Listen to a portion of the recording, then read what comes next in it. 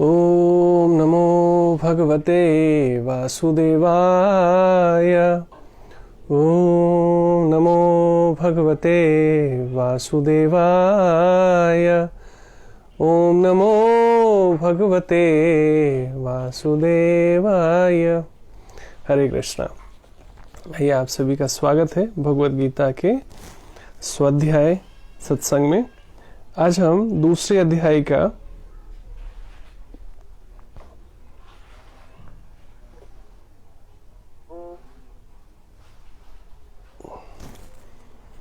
50वां श्लोक ले रहे हैं, जिसमें भगवान कहते हैं, अभी तक हम दूसरे अध्याय के और भी बहुत सारे श्लोकों को लेते आ रहे थे। आस्था स्वागत है आपका, आप सभी जनों का स्वागत है। बुद्धि युक्तो जहातिह उभे सुकृति दुष्कृते तस्मादोगाय युज्यस्व योगः कर्मसु कौशलम।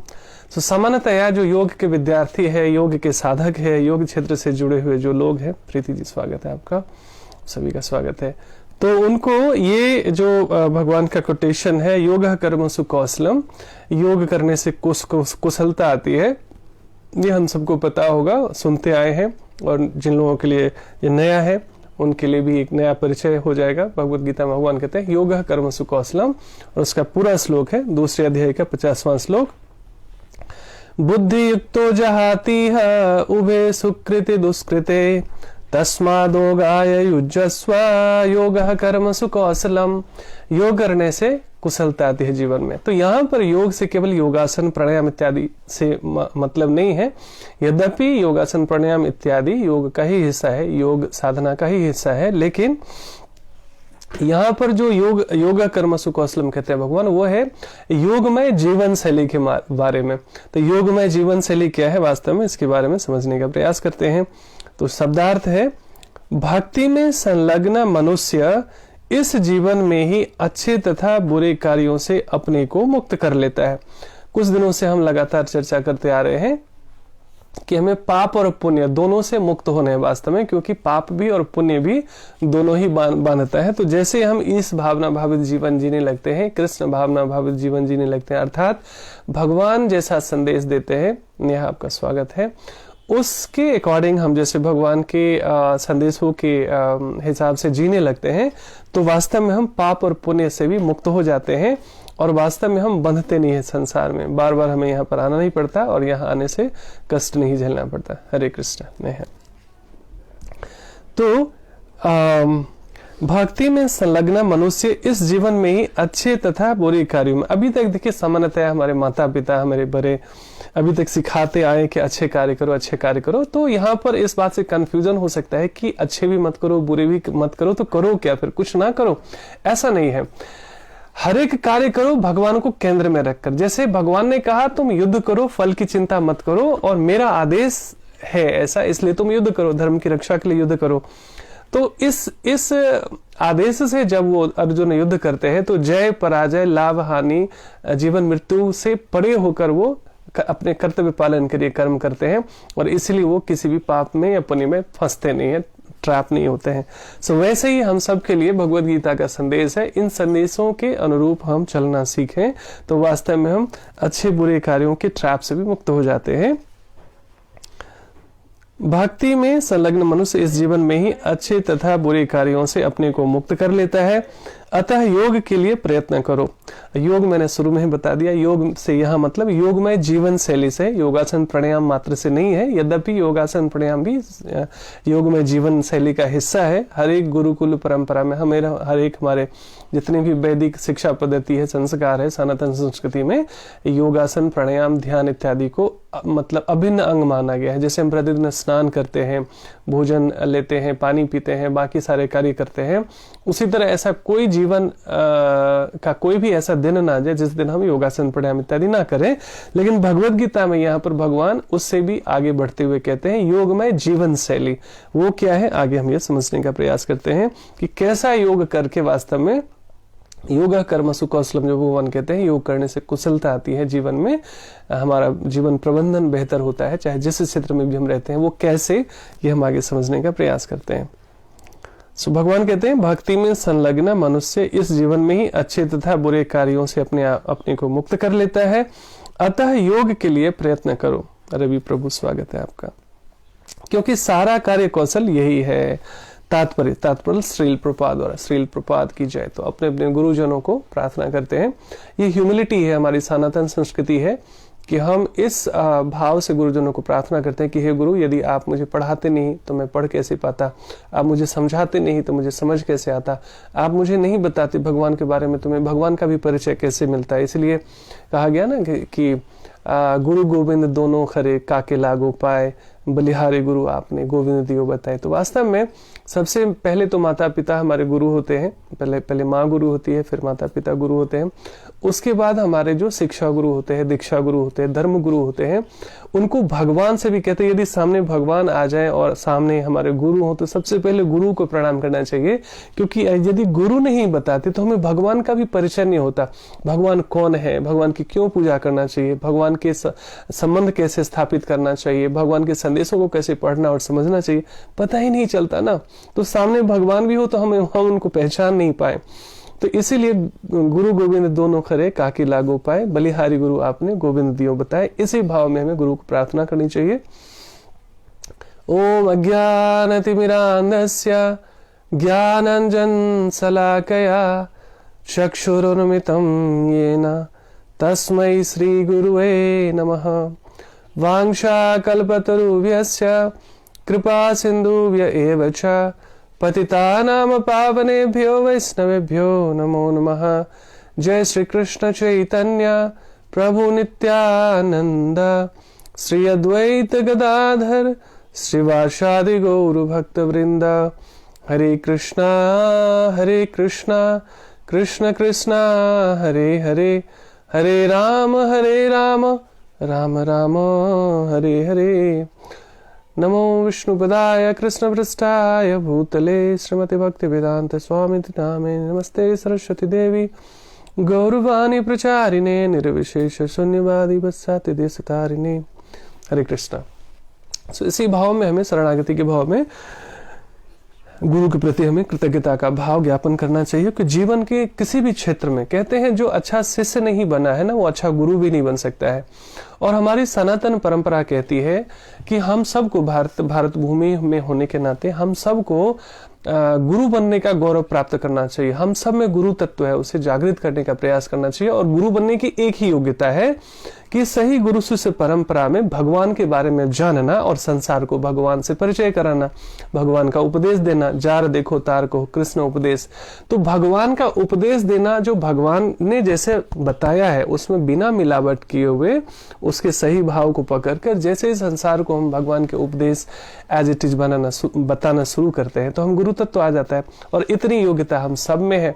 यहाँ तक कि कोई व्यक्ति स्कूल का शकल भी ना देखा हो, लेकिन यदि वो सुन कर भगवान के संदेशों में जीना सीख गया तो बिना पढ़ा लिखा व्यक्ति भी गुरु बन सकता है, यदि वो भगवान का संदेश देना शुरू करता है, भगवान के संदेशों का प्रचार करता है। तो उससे होता क्या है कि जब भी भगवान के संदेशों का राम राम हरे हरे, सो बीच में डिस्कनेक्ट हो गया था। उम्मीद है आप हमें सुन पा रहे थे, फिर से वापस आ गया है। वाईफाई डिस्कनेक्ट हो गया था शायद। एनीवे, सो अच्छा, अज्ञानतिमिरान्धस्य को ना थोड़ा सा समझ लेते हैं कि ये जो हम मंत्र डेली पढ़ते हैं इसका क्या अर्थ है। इसका अर्थ है मैं घोर अज्ञान के अंधकार से उत्पन्न हुआ। ओम अज्ञानतिमिरान्धस्य का हिंदी है मैं घोर अज्ञान के अंधकार में उत्पन्न हुआ था और मेरे गुरु ने अपने ज्ञान रूपी प्रकाश से मेरी आंखें खोल दी। ये ह्यूमिलिटी है। मीनाक्षी जी स्वागत है आपका। मैं उन्हें सादर नमस्कार करता हूँ। तो ये जो हम डेली गुरु के लिए प्रार्थना करते हैं ये कि वास्तव में हम अज्ञान रूपी अंधकार में फंसे रहते हैं। कोई न कोई गुरु तत्व आते हैं और हमें भगवान से परिचय कराते हैं। और एक सिंपल सी फिलॉसफी है, संसार में जो भी व्यक्ति दुखी है उसका एक ही कारण है, भगवान से अपने संबंधों को भूल जाना है। जैसे ही परमात्मा से अपने संबंधों को हम रीएस्टैब्लिश कर लेते हैं गुरु के माध्यम से, स्वाध्याय के माध्यम से, सत्संग के माध्यम से, श्रवण के माध्यम से, हमारा दुख गायब हो जाता है और बिल्कुल गायब नहीं हुआ है, तो जिस मात्रा में हमारे भगवान से अपना संबंध रिस्टैब्लिश होने लगता है, संबंध का परिचय मिलने लगता है, धीरे धीरे हमारे दुख एक्चुअली समाप्त हो जाते हैं। सो आज भगवान कह रहे हैं तात्पर्य श्रील प्रभुपाद द्वारा, जीवात्मा अनादिकाल से अपने अच्छे तथा बुरे कर्मों के फलों को संचित करता रहा है। तो संसार में फंसने का ही कारण यह होता है, अच्छे कार्य भी और बुरे कार्य भी, दोनों ही फंसाते हैं। बुरे कार्य किए हैं तो आपको दंड मिलता है, तो बेसिक व्यक्ति को गरीब घर में जन्म मिलेगा, बहुत दुख मिलेगा, बहुत परेशानी मिलेगी। तो सामान्यतः जब हम इस भावना भावित नहीं होते हैं तो लगता है भगवान गरीब को ही लोग क्यों, भगवान भी गरीब को ही क्यों तकलीफ दे रहे हैं, दुखी व्यक्ति को ही क्यों तकलीफ दे रहे हैं। लेकिन जब हम भगवत गीता जैसे संदेशों को पढ़ते हैं, समझते हैं, तो समझते हैं जीवन में जितना भी रोना धोना है, जो भी सुख दुख है, वास्तव में हमारे पूर्व जन्म का कर्म है। लेकिन जब आप किसी को समझाते हैं तो ये बातें न बताएं, क्योंकि अभी उसकी चेतना उस स्तर की नहीं हुई है, तो उसको बात बुरी लग सकती है। तो उनको कहते हैं कि कोई भी किसी भी व्यक्ति को दुख और पीड़ा मिल रही है, ये उसके कर्मों का फल हो सकता है, लेकिन हमारा कर्तव्य उनको सुख देना। तो और सुख देने का सबसे अच्छा उपाय क्या होगा? भगवान से जोड़ना। क्योंकि संसार में आप किसी को भी कुछ भी दे दीजिए, वो व्यक्ति सुखी नहीं होगा। जिसको भी आप समझते हैं कि जिसके पास बहुत है वो सुखी होगा, जरा करीब से जाकर देखिए, जरा उनके जो करीब साथ में रहने वाले लोग हैं उनसे जाके पूछिए क्या वो वास्तव में सुखी हैं संसार में। तो देखेंगे रही मन नहीं नानक दुखिया सब संसार, हर एक व्यक्ति किसी न किसी कारण से दुखी परेशान है, और उसके सुख का एकमात्र साधन है।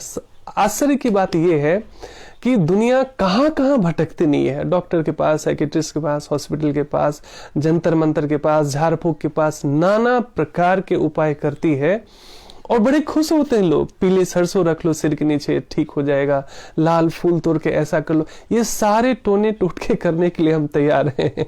लेकिन भगवान क्या कहते हैं, उसमें हमारी कोई रुचि नहीं होती है। और जब तक इसमें हमारी रुचि नहीं होती है, संसार का कोई भी व्यक्ति हमारे दुख और पीड़ा हमेशा के लिए शांत नहीं कर सकता। टेम्पररी थोड़ा सा आपको मिलता है। जैसे मैंने कहा ना कि व्यक्ति प्रतिदिन योग ना करे, अपने खान पान और अपने जीवन शैली का ध्यान ना रखे, तो दुनिया का कोई भी हॉस्पिटल, कोई भी डॉक्टर उस व्यक्ति को परमानेंट क्योर नहीं कर सकता। क्योंकि जब तक दवाइयां वगैरह चलेगी वो ठीक रहेगा, जैसे ही दवाइयां समाप्त होगी, क्योंकि उसके लाइफ स्टाइल में है नहीं, हेल्दी लाइफ स्टाइल है नहीं, खाना पीना उल्टा है, योग इत्यादि और कुछ ऐसे शारीरिक व्यायाम अगर कुछ है नहीं, तो बार बार व्यक्ति बीमार पड़ता है। लेकिन ये बात बड़ा चैलेंजिंग है किसी को समझाना। व्यक्ति गोली खाने के लिए, इंजेक्शन लगाने के लिए, हर उपचार, महंगे से महंगे उपचार, परेशान होने के लिए तैयार है, लेकिन अपने जीवन शैली को बदलने के तैयार नहीं है, अपने खान पान की बुरी आदत बदलने को तैयार नहीं है, प्रतिदिन योग ध्यान करने को तैयार नहीं है। बाकी सब उपाय करने के लिए दुनिया के हर एक हॉस्पिटल, डॉक्टर्स पे जिसके पास बहुत पैसा है, वो रुकते कहाँ है? ये हॉस्पिटल, वो डॉक्टर, देश विदेश चक्कर ही काटते रहते लोग, खुद को बदलते नहीं, खुद अपनी आदत बिल्कुल बदलते नहीं। वैसे ही मानसिक स्वास्थ्य के लिए, मन की परेशानियों के लिए, मन के दुख से मुक्त करने के लिए झाड़ फूक, टोने टोटके, पता नहीं नाना प्रकार के सब उपाय करने को व्यक्ति तैयार है, लेकिन भगवान क्या कहते हैं उसमें जीने के लिए व्यक्ति तैयार नहीं है। ये दुखद है, लेकिन हमें प्रयास करते रहना चाहिए बिना गिव अप किए हुए, है ना। कोई एक व्यक्ति भी हमारे प्रयास से किसी एक व्यक्ति के जीवन में भी परिवर्तन आता हो तो समझिए हमारा जीवन धन्य है। और किसी एक व्यक्ति के परिवर्तन में आए ना आए तो दूर की बात है, कम से कम जितनी देर हम स्वाध्याय करते हैं, जितनी देर हम सत्संग करते हैं, जितनी देर हम श्रवण करते हैं, जितनी देर हम भगवान के बारे में कुछ बोलते हैं, किसी और का भला हो ना हो, हमारी प्यूरिफिकेशन जरूर होती है। तो इसमें हम हर तरीके से विन विन सिचुएशन है। और दूसरा क्या है कि रिजल्ट आपको अच्छा मिलता है नहीं मिलता है इसकी परवाह ही नहीं करनी है, क्योंकि संसार को इंप्रेस करने के लिए आप कुछ कर नहीं रहे। योग का मार्ग ही भगवान को, परमात्मा को इंप्रेस करने के लिए। तो भगवान केवल जो है हमारा प्रयास देखते हैं, वो रिजल्ट नहीं देखते हैं कि कितने हजार लोग हमें सुन रहे हैं, कितने हजार लोगों के जीवन को हमने परिवर्तन किया। किसी एक व्यक्ति के जीवन में परिवर्तन आए तो भगवान हमसे इंप्रेस हो जाते हैं। और किसी एक व्यक्ति के जीवन में भी परिवर्तन आए ना आए, देर सवेर हमारे जीवन में तो परिवर्तन आता ही आता है।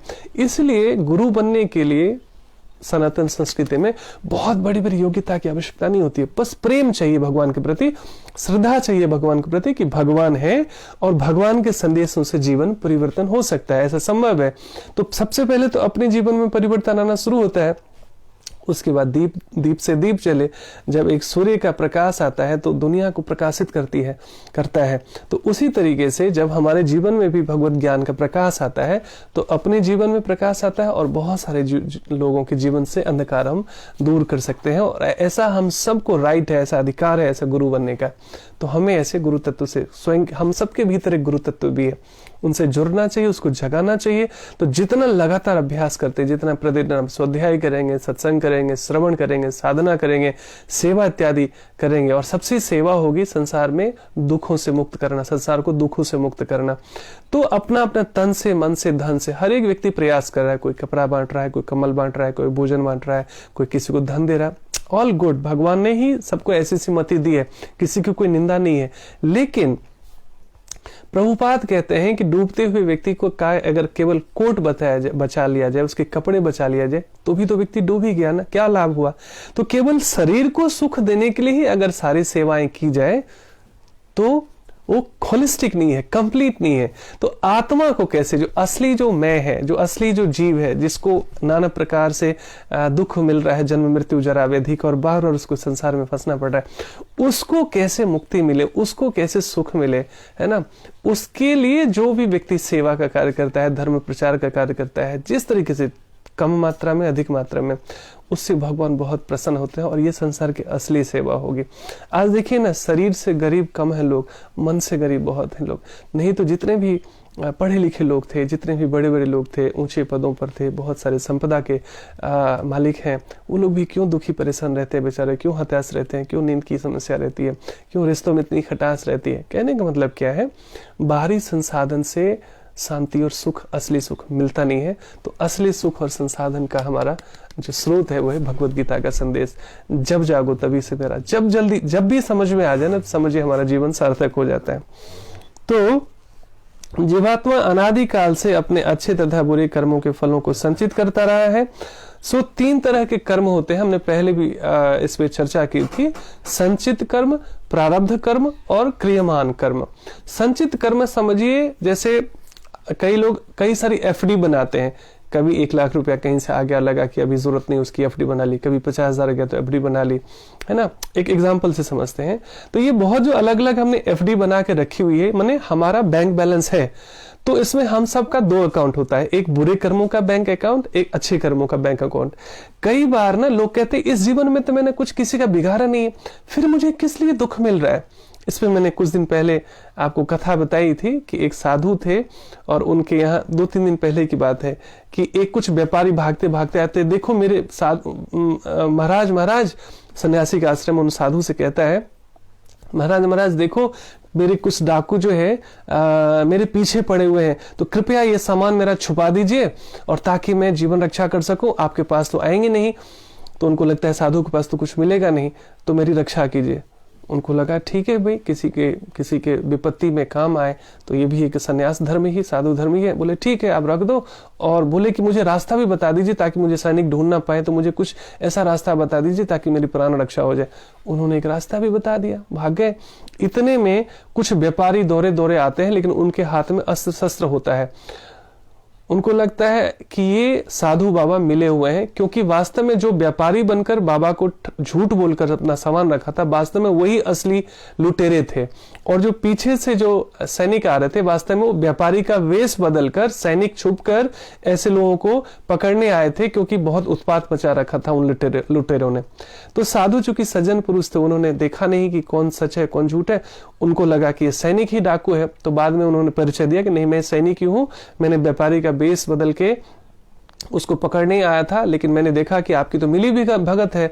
कुछ सैनिक को ढूंढ भेजा गया तो देखा कि उनकी कुटिया में सारा सामान बरामद हुआ।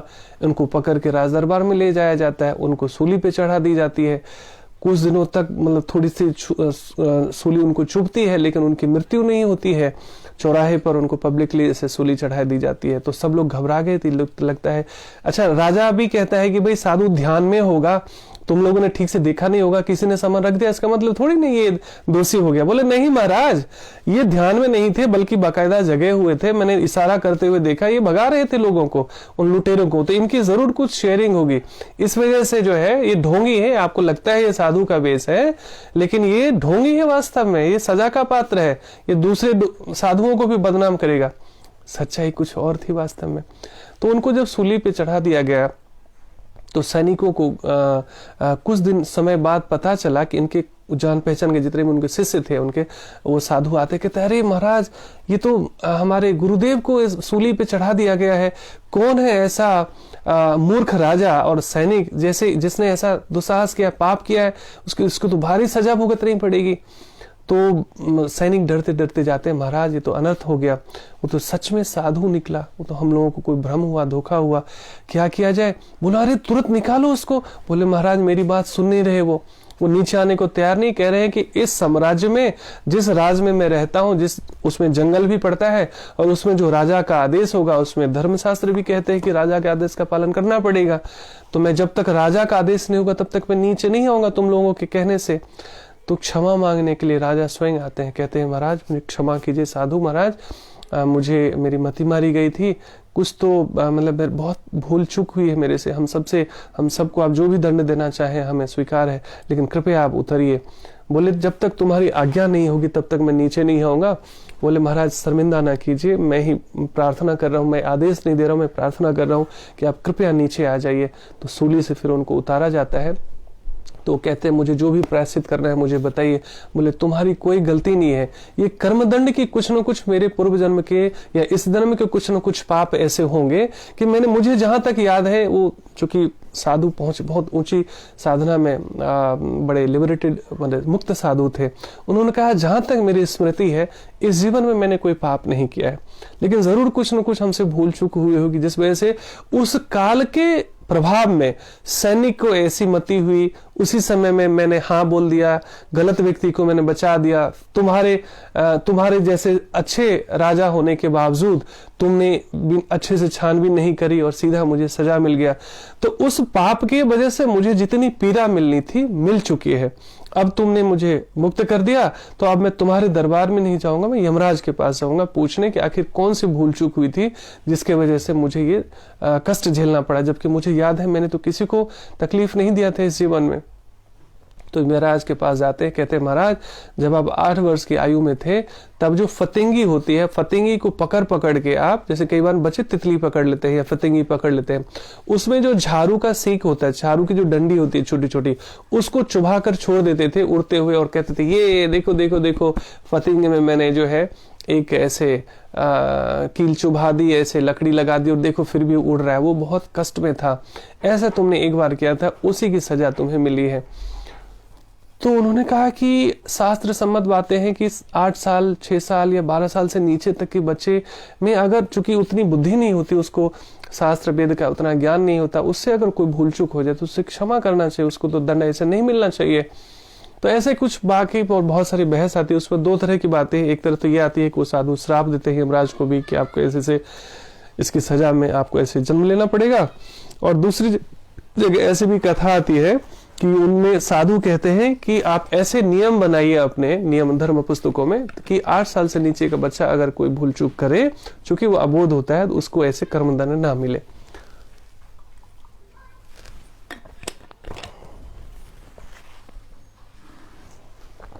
तो इस तरह की नाना प्रकार की कथाएं आती हैं। तो एक कथा आज आप सुन रहे थे, इससे पहले मैंने कुछ टॉपिक छेड़ा था, यदि आपको याद हो तो मेरे को बताना है, क्योंकि लंबा छोटा करना चाहता था मैं इस कथा को, क्योंकि मैं एक दिन बोल चुका था ऑलरेडी, लेकिन लंबा हो गया। एनीवे याद आ जाएगा तो फिर मैं बता दूंगा, और किसी को याद आ जाए कि इस सूली वाले कथा से पहले मैं क्या टॉपिक ले रहा था, यदि वो पॉइंट आपको याद आ जाए, आप सुन रहे थे तो मुझे मैसेज कीजिए, so I will continue from there. So जीवात्मा अनादिकाल से अपने अच्छे तथा बुरे कर्म के फलों को संचित, हाँ मैं 3 कर्मों के बारे में बता रहा था। तो पहला है संचित कर्म, तो एफडी है, मुझे याद आ गया। सो एफडी है, अलग अलग आपने एफडी करी, वो फिक्स हो गया, लेकिन हर एक एफडी की सर्टेन टाइम के बाद मैच्योरिटी होती है। मैच्योर होने के बाद आपके बैंक में चला आता है, क्योंकि हम सबका बैंक खाता है तो इसको हम समझ सकते हैं, रिलेट कर सकते हैं संसारिक उदाहरण से। तो जो मैच्योरिटी मैच्योर हो गई, वो आपके, आप लिक्विड मनी हो गई, आपके बैंक में आ गया, आप उसे विड्रॉल कर सकते हैं और उसका इस्तेमाल कर सकते हैं आप। तो ये है संचित कर्म। ये संचित कर्म है जो एफडी बनी है, मतलब सारी एफडी टूटी नहीं है, रखी हुई है, आपके बैलेंस में है, एक गुड कर्मा के, एक बैड कर्मा के। और प्रारब्ध है जो एफडी टूट गई है, जिस एफडी का आप इस्तेमाल कर रहे हैं, जिस धन का आप इस्तेमाल कर रहे हैं, तो वो है प्रारब्ध, यानी जिसका आज हमें सुख और दुख मिल रहा है वो प्रारब्ध है। और एक है क्रियमान कर्म, अर्थात बचपन से लेकर आज तक जो भी हम कर्म कर रहे हैं, अच्छा या बुरा, वो हमारे कुछ गुड कर्मा के अकाउंट है, कुछ बैड कर्मा के अकाउंट है, उसमें जमा हो रहा है।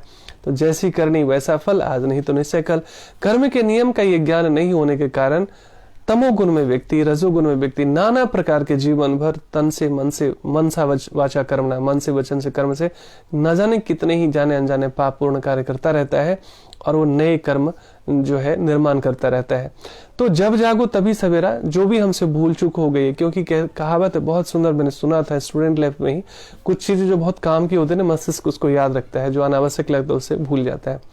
सो बहुत सुंदर कोटेशन मैंने पढ़ा था, वो ये था कि कोई ऐसा साधु नहीं जिससे कभी कोई पाप नहीं हुआ हो। साधु मतलब केवल जटाजूट वाले कमंडल लिए हुए साधु नहीं, साधु मतलब साधुता हृदय में होती है, जिसमें भी साधु भाव है, अर्थात जो भी भगवान के संदेशों में चलने वाले शरणागत लोग हैं उन सबको साधु कह सकते हैं। तो लेकिन बचपन से ही तो कोई साधु बन नहीं जाता, नाना प्रकार के ऐसे उदाहरण हैं जिसमें पता नहीं कितनी सारी भूल चूक करते आए हैं लोग, और बाद में थोड़ी समझ होती है, तब थोड़ा सा भगवत प्रेम होता है, भगवत ज्ञान होता है, तब धीरे धीरे उनमें सुधार आती है। तो हम सबसे ऐसा कोई व्यक्ति नहीं है जिससे कोई भूल चूक या पाप नहीं हुई हो। भक्ति मार्ग यही एक उम्मीद देता है कि कोई ऐसा साधु नहीं जिनसे कभी कोई पाप ना हुआ हो, और कोई ऐसा पापी नहीं जो साधु ना बन सकता हो। तो एक बहुत सुंदर उम्मीद है, एक होप है कि बुरा से बुरा व्यक्ति भी वास्तव में साधु बन सकता है। एक ये उम्मीद है। इसके बहुत सारे उदाहरण है, इतिहास में भी वर्तमान में भी। तो हम सबसे कुछ न कुछ भूल चूक होती रही है, लेकिन जैसे जैसे जैसे जैसे भक्ति के मार्ग में बढ़ते हैं, भगवान के संदेशों में जीना शुरू करते हैं, स्वाध्याय से, सत्संग से, साधना से, तो हमारे पाप छीन होते जाते हैं। सजा भी मिलती है लेकिन वो मिनिमाइज हो जाती है। जहां बड़ी बड़ी सजा मिलती है वहां केवल एक खरोच मिल जाएगा। लेकिन कई लोग ऐसे भी इसका दुरुपयोग करते हैं कि एक तरफ पुण्य करते हैं, एक तरफ पाप करते हैं, एक तरफ पुण्य करते हैं, एक तरफ पाप करते हैं, एक तरफ चीटिंग बेईमानी करेंगे, एक तरफ मंदिर में दान देंगे। तो जो दान दिया, जो अच्छा किया, उसका तो अच्छा फल मिलेगा, लेकिन जो पाप किया उसका भी भुगतना ही पड़ता है। कम कैसे होता है, मिनिमाइज कैसे होता है? जिस दिन से ये संकल्प ले लिया जाए। देखिए, भगवान के पास कोई चालाकी चलती नहीं है। वो बैंक बैलेंस ऐसे नहीं होता कि एक तरफ पाप करो, एक तरफ पुण्य करो, एक तरफ पाप करो, एक तरफ पुण्य करो, ऐसा नहीं चलता। भगवान के यहाँ पर चूंकि हम सच्चे हृदय से जाने का मतलब है सच्चे दिल से क्षमा मांगना कि हे प्रभु, भूल चूक में हमसे जाने अनजाने कुछ भी गलतियां, उसके लिए क्षमा कीजिए। यदि आप ऐसा चाहते हैं तो मैं जिद नहीं करूंगा, लेकिन आप ऐसा चाहते हैं और भगवान की अहेतुकी कृपा है, सच्चे मन से नालायक से नालायक बच्चा माँ की गोद में आके क्षमा मांग लेना, सॉरी बोल देना। कोई ऐसी माँ नहीं होगी जो क्षमा नहीं करेगी वास्तव में। तो संसारिक माँ के हृदय में इतनी प्रेम और करुणा होती है, तो वो तो जनार्दन है, वास्तव में भगवान है, तो वो क्यों नहीं क्षमा करेंगे। तो सच्चे हृदय से क्षमा का मतलब है केवल कहने के लिए सॉरी नहीं। जैसे संसार में देखें, कुछ लोग बात बात में सॉरी तो बोल देते हैं, लेकिन एक्चुअली दिल से सॉरी का कोई फीलिंग नहीं होता उनके हृदय में, है ना। तो सच्चे दिल से क्षमा मांगना भगवान से और प्रार्थना करना कि हे प्रभु, आप ही का बच्चा हूं, हमसे भूल चूक होती रही है अज्ञानता में, अब मुझे अपने सानिध्य में लीजिए, ताकि मुझे ऐसा संग मिले, ऐसा स्वाध्याय मिले, ऐसा सत्संग मिले, ऐसा श्रवण करने को मिले, ऐसी साधना मिले, ताकि मैं आपके ज्ञान से जुड़ सकूं, अपने जीवन को पवित्र बना सकूं, मीनिंगफुल बना सकूं और पापपूर्ण कार्यों से हट सकूं, बच सकूं। तो सच्चे दिल से ऐसी प्रार्थना की जाए तो भगवान अवश्य ही क्षमा करते हैं वास्तव में। तो लेकिन चीटिंग प्रोपेंसिटी ना हो, सच्चे दिल से ऐसे की जाए तो हमने समझ लिया 3 तरह के कर्मास होते हैं। संचित कर्म यानी एफडी जो अभी है तो सही, टूटी नहीं है, मैच्योर नहीं हुई है। अच्छा, पहले हम समझ लेते हैं क्रियमान कर्म को। क्रियमान कर्म जो अभी हम नया बैंक बैलेंस थोड़ा थोड़ा करके बैंक में डाल रहे हैं, अच्छे कर्म का, बुरे कर्म का।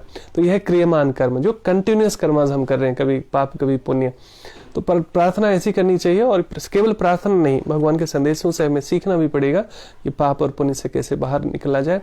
और प्रारब्ध कर्म है जो इस जीवन में, इस समय हमें जो भी ताप मिल रहा है ना, 3 तरह के ताप हमें मिलते रहते हैं, मैंने पहले भी बताया है। मैं कई चीज़ें रिपीट करता हूं कि आगे कल यदि आप धर्म के प्रचार में आगे जुड़े तो आपके लिए बहुत आसान हो किसी को बताना। इसके नोट्स भी बना सकते हैं हम। आइडियली हम लोग जब भी सत्संग सुनते हैं किसी वरिष्ठ भक्तों को या किसी सन्यासी को, तो हम लोग हमेशा नोट पैड रखते हैं, क्योंकि कई सारी चीज़ें निकल जाती तो काम की चीज़ें हमें लिख लेनी चाहिए।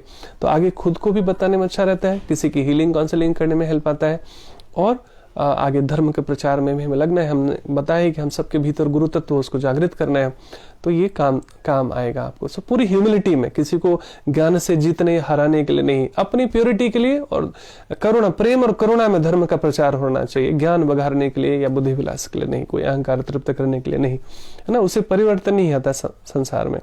इसलिए आप देखते हैं ना, बहुत सारे लोग बड़े बड़े प्रवचन कर रहे हैं, बहुत सारी किताबें लिख दी, बड़े विद्वान है, अहंकार गया नहीं, क्रोध गया नहीं, बदले की भावना गई नहीं, भगवान से उतना उत्कट प्रेम पैदा हुआ नहीं, धर्म का प्रचार कर नहीं रहे, तो बात बनती नहीं है। हमें लेकिन भगवान का अच्छा बच्चा बनना है। तो ये था कर्म। तो जीवात्मा अनादिकाल से अपने अच्छे तथा बुरे कर्म के फलों को संचित करता रहा है, फलता हुआ निरंतर अपने स्वरूप से अनभिज्ञ रहा है। बहुत एक स्टेटमेंट बहुत डिवाइन है। अपने स्वरूप से अनभिज्ञ रहना मतलब अपना स्वरूप क्या है? मैं सच्चिदानंद आत्मा हूँ, भगवान का ही अंश हूँ, भगवान में जितने भी गुण है वो सब मेरे भीतर है, लेकिन क्वांटिटी में फर्क है।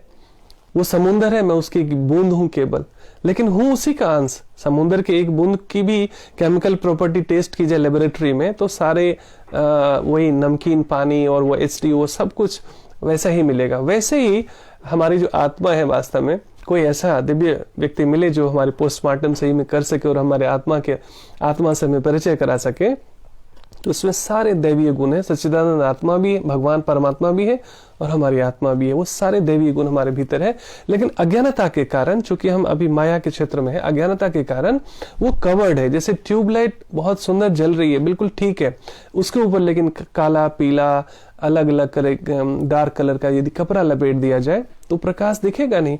वैसे ही जो हमारे आत्मा का जो प्रकाश है वो ढक गया है अज्ञानता में, काम, क्रोध, लोभ, मद मत्सर इत्यादि अज्ञानता के कारण। तो हम इससे अनभिज्ञ रहते हैं। फलतः वह निरंतर अपने स्वरूप से अनभिज्ञ रहा है। तो बार बार सुनने से हमें अपनी पुनः स्मृति आती है कि वास्तव में मैं कौन हूं। मैं देवपुत्र हूं, वास्तव में मैं धर्मपुत्र हूं, मैं अमृत पुत्र हूं। वास्तव में इस अज्ञान को भगवद गीता के उपदेश से दूर किया जाता है, इसलिए स्वाध्याय और सत्संग की आवश्यकता होती है। मैं बार बार देखिए, साधु भी बताते आ रहे हैं कि 2 ही कारण होता है संसार में दुख का। पहला अज्ञानता, और वो अज्ञानता क्या है? भगवान के ज्ञान से दूरी, भगवान के संदेशों से दूरी। ये 2 ही कारण, ignorance and forgetfulness of the real relationship between आत्मा एंड परमात्मा। जो वास्तव में संबंध है हमारा भगवान के साथ, वो हम भूल गए हैं अज्ञानता के कारण। यही संसार में फंसने और दुख का कारण है। XYZ जो भी रीजंस है, इग्नोरेंस। शरीर के प्रति कोई अनभिज्ञ रहता है, शरीर का ठीक से हिफाजत नहीं करता, तो शरीर से बीमार होता है वो व्यक्ति। मन के प्रति यदि वो अवेयर नहीं रहता, और केवल अवेयर नहीं रहना, केवल इतना जान लेना कि योग करने से लाभ होता है, ध्यान करने से लाभ होता है, प्राणायाम करने से लाभ होता है, सात्विक आहार लेने से लाभ होता है, भगवद गीता पढ़ने से लाभ होता है, ऐसा नहीं। प्रैक्टिकली उसमें जीने का भी प्रयास। इसलिए नॉलेज और रियलाइजेशन में यही फर्क है। कारण पता है क्या होता है? कई लोग ना 20-20 साल से सत्संग सुन रहे हैं, 25-25 साल से सत्संग जा रहे हैं, परिवर्तन पता है क्यों नहीं आ रहा? क्योंकि केवल सुन रहे हैं, उस पर वो अमल नहीं कर रहे, उनको एक्शन में नहीं ला रहे हैं। इसी कारण जो है चीजें फिर फ्रूटफुल नहीं होती हैं। तो हमें केवल थ्योरी नहीं, प्रैक्टिकल से भी जोड़ना है। यह हमें पूर्ण रूप से भगवान श्री कृष्ण की शरण में जाने तथा जन्म जन्मांतर कर्म फल की श्रृंखला का शिकार करने से बनने से मुक्त होने का उपदेश देती है। सो भगवान कृष्ण के शरण में जाने का मतलब है भगवान के ज्ञान के शरण में जाना। क्योंकि अभी वैसे तो हमारे साधु बताते रहे हैं, शास्त्र बताते आ रहे हैं कि विष्णु का अर्थ है कि जो विष्णु के अणु अणु में हो, वो हर जगह है। जहां मंदिर है वहां पे भी है, जहां मंदिर नहीं है वहां पर भी है, जहां विग्रह दिख रहा है भगवान का वहां पे भी भगवान है, जहां कोई मूर्ति नहीं लगी हुई है वहां पे भी भगवान है। तो वो हजारों आंखों से हमें देख रहा है, उसकी मौजूदगी है हर जगह। इस भाव में जीना कि वो मुझे देख रहा है, तो हम अपने कर्मों के प्रति सजग रहते हैं। दूसरा, भगवान की शरण लेना मतलब भगवान के ज्ञान की शरण लेना, कि भगवान क्या बताते हैं, मुझे वैसे जीने का प्रयास करना चाहिए, जिस मात्रा में भी हो। नहीं 100% हो सकता है, 1% तो हो सकता है, 1% से शुरुआत तो कह रहे। जब तक कोई व्यक्ति पहली कक्षा में एडमिशन नहीं लेगा, वो कॉलेज और 10th में जाने की तो सोच भी नहीं सकता ना। ऐसा कभी नहीं होगा कि डायरेक्ट 10th में एडमिशन हो जाए, पहली, दूसरी, तीसरी, ऐसे जाते जाते जाते लोग ऊपर प्रगति करते हैं। तो कभी 1% तो शुरुआत करना पड़ेगा ना, 1% से शुरुआत करते करते धीरे धीरे हम और बेहतर प्रगति कर सकते हैं। बीज पहले अंकुरित होता है, फिर छोटा सा पौधा और एक दिन बट वृक्ष ले लेता है। सो हम सबके भीतर वो भक्ति लता बीज है, हम सबके भीतर वो बीज है भक्ति का। धीरे धीरे से स्वाध्याय से, सत्संग से, साधना से उसे सिंचित कर सकते हैं हम, है ना। अतः अर्जुन को कृष्ण भावनामृत में कार्य करने के लिए कहा गया है। कृष्ण भावनामृत में कार्य करने का मतलब भगवान जैसा कहते हैं वैसे जीने का प्रयास, वैसे चलने का प्रयास, क्योंकि कर्म फल के शुद्ध होने की यही प्रक्रिया है। तो कर्म फल के शुद्ध होने का मतलब पाप और पुण्य से शुद्ध होने के लिए यही है कि भगवान के शरणागत होकर, यानी भगवान के संदेशों में जीने का प्रयास करना चाहिए। और यही आज का श्लोक है वास्तव में। तो अभी वैसे है हमारे पास 20 मिनट, तो या तो हम अगले श्लोक को ले सकते हैं आज, 51वां श्लोक भी बहुत सुंदर है, या आप कुछ प्रश्न उत्तर कर सकते हैं, कोई क्वेश्चन आंसर कर सकते हैं, क्योंकि वन वे कम्युनिकेशन नहीं होना चाहिए, है ना। हमारे जीवन में बहुत सारे प्रश्न थे, अभी भी रहते हैं, तो हम वरिष्ठ भक्तों से पूछते हैं, जो ऊंचे सन्यासी होते हैं उनसे हम पूछते हैं। तो आस्किंग इज नोइंग, तो पूछना चाहिए। अपने लिए पूछ सकते हैं, अपनों के लिए पूछ सकते हैं, जो भी XYZ आपके जीवन में कुछ भी व्यवधान हो, धर्म को लेकर, भगवान को लेकर, सुख दुख को लेकर कुछ भी समस्या हो या कुछ भी जिज्ञासा हो, वास्तव में जिज्ञासा करना, प्रश्न पूछना मतलब प्रगति करना है ना। तो आपके एक प्रश्न से कई लोगों को उसका उत्तर मिल जाता है। तो आप चाहे तो मुझे टाइप कर सकते हैं क्वेश्चन, कुछ भी प्रश्न है तो। मैं तब तक जल ले लेता हूं, और यदि आपके कोई प्रश्न नहीं आएंगे तो फिर मैं अगले श्लोक को कंटिन्यू कर सकता हूं।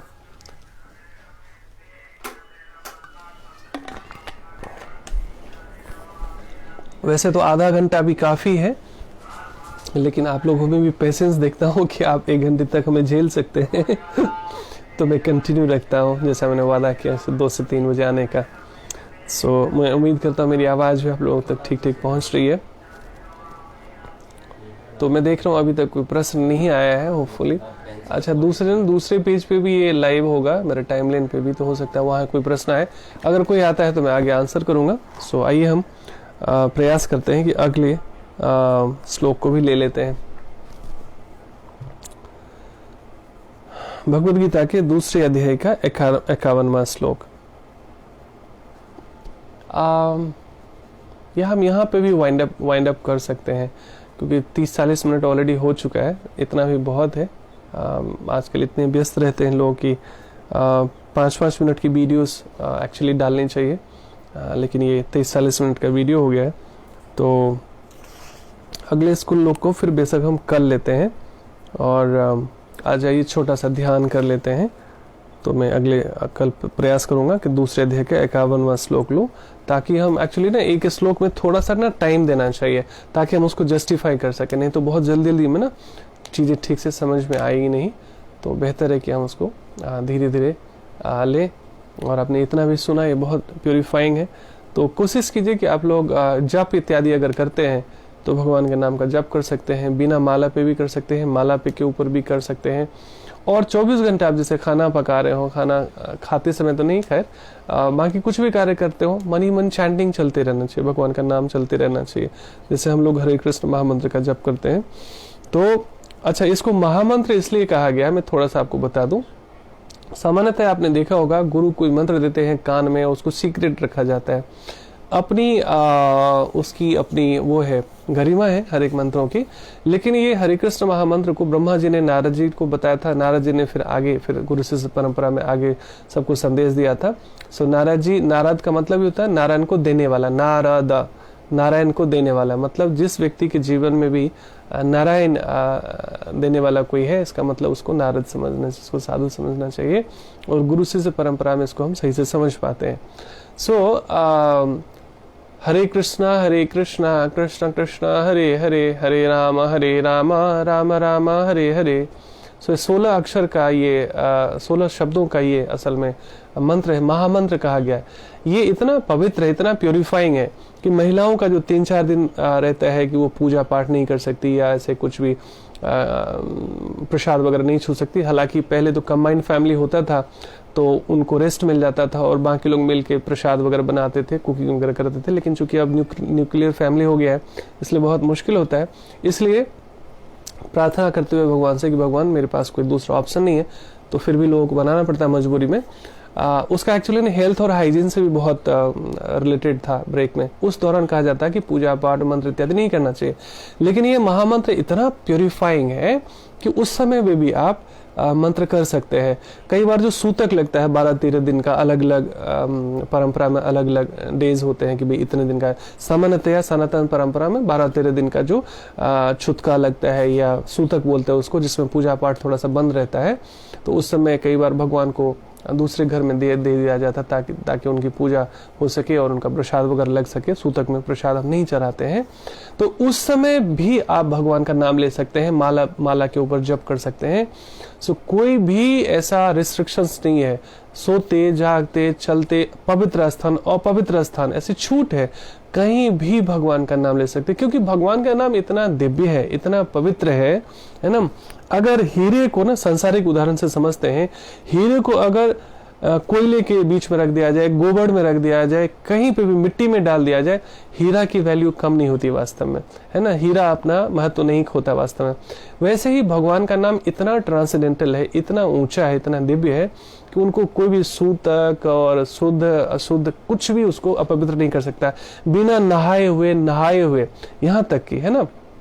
अब ठंड में मान लीजिए किसी का तबीयत ठीक नहीं है, किसी को मना कर दिया गया कि भाई आप ठंडे पानी से नहीं नहा सकते इत्यादि, तो उस समय भी भगवान का नाम लिया जा सकता है। इसीलिए ये हरि हरि हरि कहा गया है ना। भक्त जब खुश होते हैं तो कहते हैं हरि हरि। हरि हरि मतलब जो सबका दुख और ताप हरने वाले भगवान है, उनको हरि हरि कहा गया है। तो भगवान का राम कृष्ण सब भगवान का ही नाम है वास्तव में। तो हरे कृष्ण कृष्ण कृष्ण हरे हरे, हरे राम राम राम हरे हरे। तो ऐसे राम कृष्ण का जो भी आप नाम लेते आ रहे हैं आप कंटिन्यू कर सकते हैं, नहीं तो आप ये मंत्र भी जाप कर सकते हैं। इसमें कोई रिस्ट्रिक्शंस नहीं है, कोई नियम कानून नहीं है, बस श्रद्धा होनी चाहिए और प्रेम होना चाहिए भगवान के प्रति कि हे प्रभु।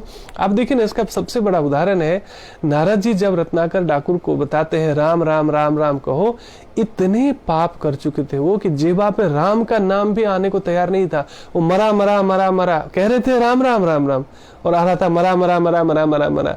तो बहुत तेज हंसने लगे नारद जी प्रेम और करुणा में। तो कहते हैं बड़े विनीत भाव से कि नारद जी आप क्यों हंस रहे, मेरी मूर्खता पर मत हंसिए, क्योंकि आप भी हंसेंगे तो मेरा कौन उद्धार करेगा। तो कह रहे थे कि नहीं नहीं नहीं नहीं नहीं, मैं आपकी मूर्खता पर या आपके मरा मरा पर नहीं हंस रहा हूँ। कभी भी भक्त जो है दूसरे नए भक्त पर कभी हंस नहीं सकते, उनका हंसी भी प्रेम और करुणा से था। उन्होंने कहा मैं हंस इसलिए रहा हूं कि भगवान इतने कृपालु हैं कि मैं देख रहा हूं कि आप मरा मरा कह रहे हो, राम राम नहीं कह रहे हो, लेकिन भावग्राही जनार्दन है, वो आपका फीलिंग समझ रहे हैं, वो आपका भाव समझ रहे हैं भगवान। तो आप मरा मरा कर रहे हो ना, भगवान प्रसन्न हो रहे हैं, वो नाच रहे हैं कि देखो एक अभक्त जो पापी व्यक्ति था, साधु हमारे नारद जैसे साधु के संग में आकर एक हमारे और बच्चे का उद्धार हो रहा है, वो नाम ले रहा है, सुमिरन कर रहा है। तो धीरे धीरे वो कहते नारद जी कि मैं आपके ये मरा मरा पे नहीं हंस रहा हूँ, है ना, मैं तो देख रहा हूँ कि भगवान कितने कृपालु हैं कि मैं देख रहा हूँ कि आपके इस गलत उच्चारण से भी वास्तव में वो प्रसन्न हो रहे हैं और वो ग्रहण कर रहे हैं, आपको उसका फल मिलने ही मिलने वाला है। तो भावग्राही जनार्दन, सो भगवान जो है भावग्राही होते वास्तव में। जैसे चाइना में हरे कृष्ण मंत्र का प्रचार हो रहा है, हरे कृष्ण मूवमेंट का प्रचार हो रहा है। वो लोग पता है कैसे मंत्र करते हैं, हले कितना कितना कितना हले हले, हले लाम लाम लाम हले हले। अब हम लोग तो हंस पड़ेंगे, अरे भाई देखो इसको भगवान का नाम भी लेने नहीं आता। कभी ऐसी मूर्खता नहीं करनी चाहिए वास्तव में, है ना, क्योंकि भगवान को क्या पसंद है वी नेवर नो। सो कहने का मतलब भगवान जो है ना भावग्राही जनार्दन है। भगवान हृदय देखते हैं कि व्यक्ति का भाव क्या है। बाहरी आडंबर भगवान बिल्कुल देखते नहीं, ना ही उसे स्वीकार करते हैं। तो वास्तव में उचित मार्गदर्शन में तो ये है कि हम लोग तो चाइनीज नहीं है। हाँ, कई बार जैसे ना, अब कृष्ण का अर्थ होता है भगवान कृष्ण, कृष्णा का अर्थ कृष्णा का अर्थ ही बदल जाता है। कृष्णा असल में फीमेल वर्डों में फीमेल वर्ड्स हो जाता है, कृष्ण हो जाता है पुल्लिंग, कृष्णा हो जाता है स्त्रीलिंग। तो कृष्णा जो है द्रौपदी का भी नाम है, तो ऐसे कृष्णा लड़की का नाम होता है। लेकिन भगवान को पता है कि ये मेरे लिए ये साधना कर रहा है, तो भगवान चाहे कृष्णा को, कृष्ण को, वैसे तो है ये है हरे कृष्ण कृष्ण कृष्ण हरे हरे, हरे राम राम राम हरे हरे। तो वास्तव में ये सही उच्चारण है। लेकिन कभी कभी फ्लो में हरे कृष्णा कृष्णा सुनाई भी, कोई कृष्ण भी कहे ना, सुनाई देता है कृष्णा कृष्णा। सो भाव प्योर होना चाहिए, प्रयास सही करना चाहिए वास्तव में, लेकिन भगवान ग्रहण करते। कई बार राम राम का रामा रामा हो जाता है। So it's all okay, but intention should be pure. और ये होना चाहिए कि मैं भगवान का ही, राम का ही नाम ले रहा हूँ, भगवान कृष्ण का ही नाम ले रहा हूँ। भगवान के हजारों नाम हैं। ओम भी जब हम बोलते हैं तो भगवान कहते हैं कि वेदों में ओंकार शब्द हो। वेदों में सबसे पहले देखिए ना, हमारी जितनी भी रिचुअल्स होती है उसमें हर एक मंत्र में सबसे पहले ओम लगा दिया जाता है। मतलब वो भगवान, ओम भगवान का ही नाम है वास्तव में। जैसे वो लग गया, पवित्र हो जाता है ना, प्यूरिफाइड हो जाता है। लेकिन मरा वाल्मीकि जी का उदाहरण है कि वो कैसे रत्नाकर डाकू मरा करते करते फिर धीरे धीरे राम राम राम राम होते थे, इतने प्यूरिफाइड हुए कि रेस्ट इज हिस्ट्री। बाद में उन्होंने रामायण लिख दी और कितने लोगों का उद्धार किया अपने धर्म संदेशों से। कहने का मतलब ये, हमारा इंटेंशन प्योर होना चाहिए। तो प्रतिदिन हमें, आप नहाए हो नहीं नहाए हो, पवित्र हो अपवित्र हो, ये महामंत्र इसलिए कहा गया है कि ये सीक्रेट भी नहीं है। अन्य साधारण मंत्र कान में दिया जाता है, उनकी अपनी गरिमा है, पालन करना चाहिए। लेकिन ये इतना ट्रांसेंडेंटल, इतना ऊंचा है ये कि इस पे कोई संसारिक नियम बाधा नहीं बनती है। और आप कहीं भी जोड़ से, मन ही मन बोलकर, किस तरीके से भी लिखकर, सुनकर, पढ़कर आप इसका जाप कर सकते हैं। और प्यूरिफाइंग है, जितना ज्यादा हमारा ये मंत्र जाप चलता है उतना कॉन्शियस प्यूरिफिकेशन होता है। उसमें करना कुछ भी नहीं है। आप कुकिंग कर रहे हो ना, बोल सकते हैं, मन ही मन बोल सकते हैं, बोलकर बोल सकते हैं, है ना। तो हर तरीके से 24 घंटे कुछ जैसे ही याद आ जाए सो भगवान का नाम हमें लेना चाहिए। वो प्यूरिफाइंग होता है। और जैसे जैसे प्यूरिफिकेशन होती है, जितना जितना हमारा नाम लाभ होता है, उतना ज्यादा हमारा रुचि बढ़ता है। जब कभी भी ना धर्म में रुचि ना हो, सत्संग में रुचि ना हो, तो सोचना चाहिए कुछ ना कुछ हमारा ऐसा कर्मज है जो मुझे खींच रहा है।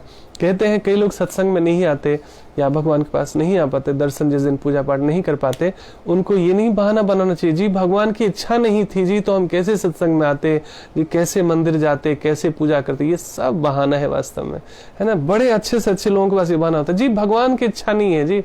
सारा काम करेंगे अपना, उसमें भगवान की इच्छा नहीं है नीचे, वो नहीं देखेंगे अपने पसंद का काम। फेवरेट खाना खाएंगे, फेवरेट काम करेंगे, फेवरेट मूवी देखेंगे, सब करेंगे, उसमें भगवान की इच्छा नहीं है। सत्संग में आने में भगवान का बहाना, है ना। भगवान की इच्छा नहीं थी जी, ऐसा नहीं सोचना चाहिए। पता है भक्त क्या सोचते हैं? भक्त सोचते हैं कि हे प्रभु, मैंने कैसा ऐसा क्या अपराध किया आपके चरणों में कि आज मुझे आपका सत्संग नहीं मिला, आज मैंने स्वाध्याय नहीं किया, आपके बारे में पढ़ा नहीं, आज मैंने आपके बारे में सुना नहीं, आज मैंने आपका सुमरण नहीं किया, आज मैंने पूजा अर्चना नहीं करी आपके प्रति, है ना। सो ये ट्रांसेंडेंटल है, इसीलिए सही मार्गदर्शन की आवश्यकता होती है। नहीं तो हम मन को ही गुरु बना लेते हैं और मन जैसा जैसा हमें घुमाता है हमें लगता है यही सच है। तो सच क्या है? ये साधु से और शास्त्र से हमें रेफरेंस लेना चाहिए। इसलिए ये नहीं माना बनाना चाहिए जी मेरे भगवान की इच्छा नहीं थी जी इसलिए जप नहीं होता, पूजा नहीं होती, साधना नहीं होती। ये सब एक्सक्यूजेज है वास्तव में। बाकी सारे कार्य हम करते हैं, है ना। एक दिन का, आज एकादशी का व्रत है, आज देखिए बहुत शुभ दिन है, मैं तो भूल ही गया था आज एकादशी का दिन है। तो 7:15 से लेकर और अगले दिन यानी कल 7:15 पारण जो है 7:15 से लेकर 10:44 तक का टाइम है नेक्स्ट डे। और इसके कैलेंडर भी आती है, मैं भी कैलेंडर देख के आपको बता पा रहा हूँ, नहीं तो मुझे भी पता नहीं चलता। हाँ, घर में और भी लोग एकादशी करते हो तो उससे बड़ा सहयोग मिलता है। जैसे हर एक बार एकादशी से कुछ दिन पहले मेरी वाइफ पूछ लेती है कि देखिएगा इस बार एकादशी कल की है परसों की है, मतलब 2-3 दिन पहले पता चल जाता है कि इंट्यूशन भी होता है कि एकादशी है। तो एकादशी का बड़ा सारा लाभ है, एकादशी में बहुत सारी कथाएं हैं, तो इसमें हमें व्रत इत्यादि करना चाहिए। और ये व्रत का जप का ये है कि जितना अधिक से अधिक हम ऑस्टेरिटी करेंगे, डिसिप्लिन लाइफ का पालन करेंगे, खाने पीने का थोड़ा सा ख्याल रखेंगे, तो शरीर भी शुद्ध होता है, मन भी शुद्ध होता है। इतना तो हम सब जानते हैं बचपन से, जैसा अन्न वैसा मन। तो जिस तरह का यदि बहुत तेल, मिर्ची, मसाले, स्पाइसी फूड, नॉन वेज इत्यादि खाते हैं, उनको गुस्सा ज्यादा आएगा, टेंशन ज्यादा आएगा, हमेशा इरिटेशन रहेगी। सात्विक आहार लेंगे तो तन को भी शुद्ध करता है, मन को भी शुद्ध करता है। तो कम से कम डेली नहीं कर सकते, 15 दिन में एक बार एकादशी आती है तो वो तो कर ही सकते हैं हम। उसमें मैं बताता हूँ क्या क्या खाना चाहिए।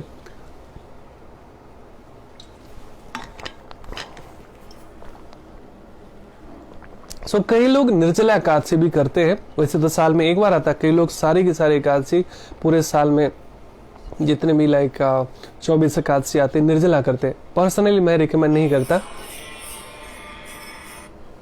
निर्जला एकादशी को, और क्योंकि पानी चाहिए। लेकिन मैंने एक बार लाइफ में एक बार किया हुआ है, बहुत मुश्किल नहीं हुआ मेरे लिए। मेरी वाइफ की इंस्पिरेशन से उसने कहा कि आप जब तक कर सकते हैं कीजिए, जब लगे कि आप नहीं रख सकते तो पानी पी लेना। भगवान की ऐसी कृपा हुई कि पूरे 24 घंटे तक हम निर्जला कर पाए, बिना जल अन्न ग्रहण किए हुए हमने किया। लेकिन उसके लिए बहुत आपका स्ट्रांग होना बहुत जरूरी है भीतर से।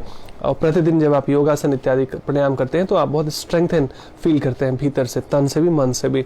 तो वो उसके बिना यदि आप केवल जबरदस्ती कुछ करते हैं तो गड़बड़ हो सकता है। इसलिए उचित मार्गदर्शन में व्रत करना चाहिए। तो उसमें आप पूरे दिन जल का व्रत कर सकते हैं, या रसाहार ले सकते हैं कि केवल जूस या वेजिटेबल्स का आप जूस पीते हुए करें, या आप जो है केवल फल का करें। ये 3 चीज छोड़ के जितने भी लोग बाकी व्रत करते हैं वो व्रत का मजाक है। वो फायदा तो नहीं होता, नुकसान भले होता हो। उस दिन प्रयास करना चाहिए अगर संभव हो तो डेयरी प्रोडक्ट्स ना लिया जाए। और इसको ना मैंने क्यों इसको समझा अच्छे से, क्योंकि इसको मैंने ना नेचुरोपैथी से कंपेयर किया। नेचुरोपैथी में मैंने देखा कि डेयरी प्रोडक्ट्स के लिए मना की जाती है कि उस दिन आप दूध घी ना लें। उससे क्या हो जाता है कि पूरी अच्छे से सफाई हो पाती है आपके डाइजेस्टिव सिस्टम की और स्टमक की और इंटेस्टाइन की। तो आप केवल जल ले सकते हैं। सेकेंड ऑप्शन है केवल जूस ले सकते हैं। थर्ड ऑप्शन है कि केवल आप फल ले सकते हैं। फल में भी क्या होना चाहिए, मौसमी होना चाहिए, उसी मौसम का हो और लोकल हो, विदेशी फ्रूट्स नहीं।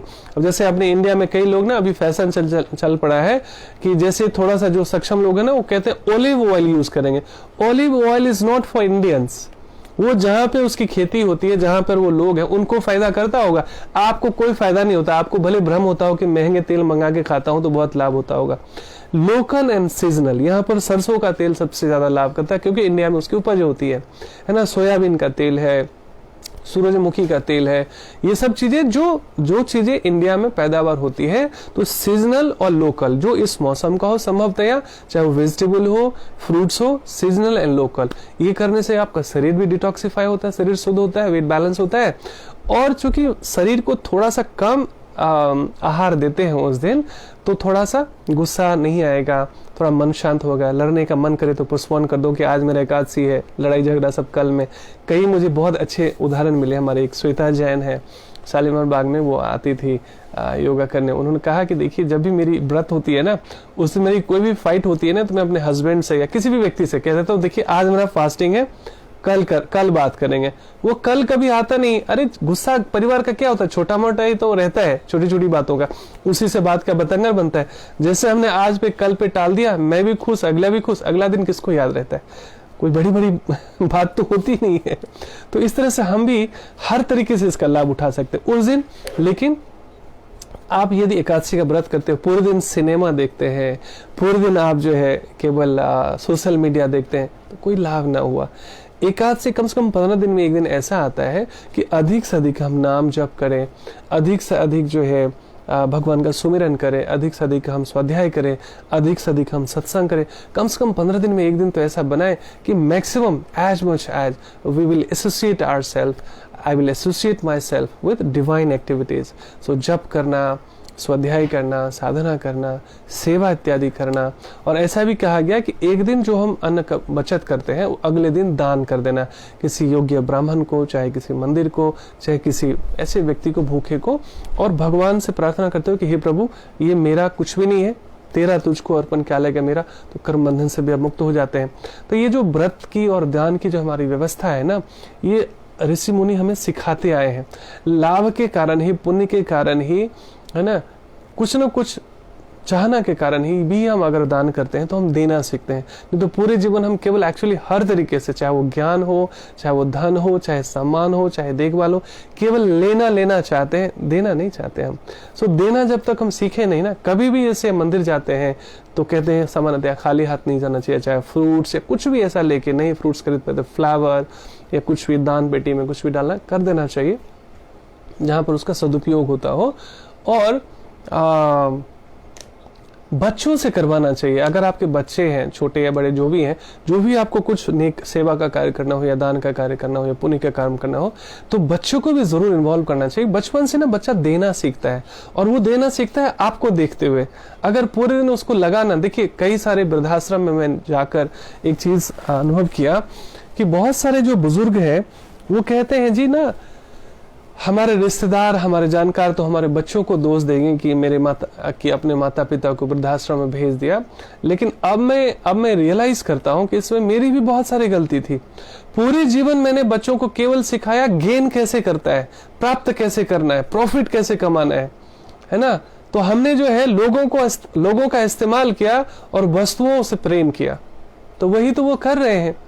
उनके लिए अब मैं एसेट रहा नहीं, कभी प्रोडक्टिव एसेट रहा नहीं, मैं उनके लिए अब कोई वैल्यूएबल एसेट रहा नहीं जहां से कुछ मिलता हो। उनको लगा ये नॉन प्रोडक्टिव है, तो घर में इसका क्या काम, वृद्धाश्रम भेज दो। तो केवल गलती बच्चों की नहीं है जी, हमने कभी संस्कार ही नहीं है, हम कभी सत्संग से जुड़े नहीं, कभी हमने दान किया नहीं, कभी हमने सेवा का कार्य किया नहीं, बच्चों को हमने कुछ ऐसा संस्कार दिया नहीं। बच्चे को तो हमने रोबोट बनाया, अच्छी ऊंची डिग्री है ना दिलवा दी, पैसे के बल पर जो कुछ भी अचीव कर सकता था हमने करवा दी। साधारण सहजता से बिना संघर्ष करते हुए कितना कुछ प्राप्त करना चाहिए मैंने उसको सिखा दिया। जब मैं बुजुर्ग हुआ वो बिजनेसमैन बन गया, मेरे से भी ऊंचा उठ गया, मैंने उसके लिए बेकार नॉन प्रोडक्टिव बन गया, मुझे उसने निकाल दिया घर से। कौन सी बड़ी बात थी, आश्चर्य की बात नहीं है। हालांकि हजारों में ऐसे एक आध लोग ऐसे होते हैं, मेरी बात होती है चूंकि उनसे, तो ऐसे लोग दिल की बात शेयर करते हैं। कहने का मतलब क्या है, जब जागो तभी सवेरा, बच्चों को भी और हम खुद भी, है ना। स्वाध्याय, सत्संग, साधना और सेवा, जो मैं हमेशा कहता हूँ ना, सेवा अर्थात तन से, मन से, धन से, चाहे ज्ञान की सेवा हो, धन की सेवा हो, शरीर से सेवा हो, हमें करना चाहिए ताकि बच्चे को भी उससे प्रेरणा मिलती हो। पूरे जीवन अगर आपने केवल इकट्ठा करना सीख लिया और ये सिखाए, वही बच्चे देखते हुए बड़े हुए, तो आपको भी एक दिन वो ना, कहते हैं ना, वो चाय में जो मक्खी होती है उसको लोग फेंक देते हैं, ऐसे उठा के फेंक देते हैं लोगों को। जो भी है, we should pray for each other कि सब हमारी मति अच्छे हो। एक्सेप्शनली ऐसा भी हुआ कि माता पिता बड़े धर्मात्मा है और बच्चे बड़े विलेन टाइप, कंस टाइप, ऐसा भी होता है। एक्चुअली कंस के जो पिताजी थे वो तो बड़े धर्मात्मा थे।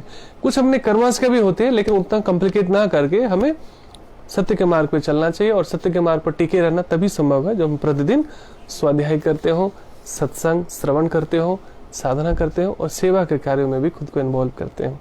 सो बहुत बहुत धन्यवाद आप सभी का। आप सब आते हैं, मेरा भी उत्साहवर्धन होता है, और भी लोगों तक इसको साझा कीजिए। और मेरी लाइक कुछ भी ऐसे धर्म जिज्ञासा हो, आप हमसे पूछ सकते हैं, फ़ोन कर सकते हैं, मैसेज कर सकते हैं। सबका दिन शुभ हो, मंगलमय हो। हरे कृष्ण।